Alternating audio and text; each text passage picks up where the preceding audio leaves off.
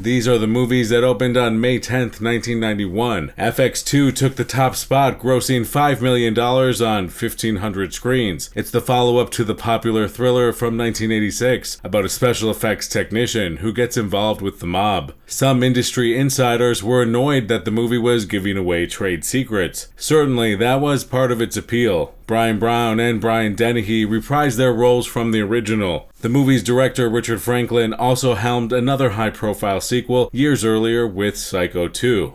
In the number 2 slot was the comedy Switch, starring Alan Barkin and Jimmy Smits, and directed by the legendary Blake Edwards of Pink Panther fame. It opened on 1,000 screens with a weekend gross of $3.7 million. The ahead-of-its-time plot centers on a sexist womanizer who gets reincarnated as a female. But heaven wasn't ready for a guy like this, so God sent him back and gave him one more life to live. The only catch is, he's got to live it. As a blonde. Some woman screaming her head off up in Brooks' apartment. Again? Lastly, Madonna, Truth or Dare, debuted at number 13 on 51 screens. Hi. You were great. Thank you. You were great. Thanks Thanks. for having us. That was really Sure. generous. Thanks for coming. We thought it was neat.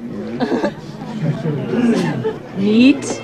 Anybody who says my show is neat has to go. Controversy and word of mouth later propelled it to a domestic gross of $15 million, a high amount for a documentary at that time. The movie follows the wild antics of Madonna and her crew during the Blonde Ambition tour of 1990. As an artistic touch, the concert segments were filmed in color, while the rest was presented in black and white. Several dancers who were prominently featured later sued for invasion of privacy and fraud.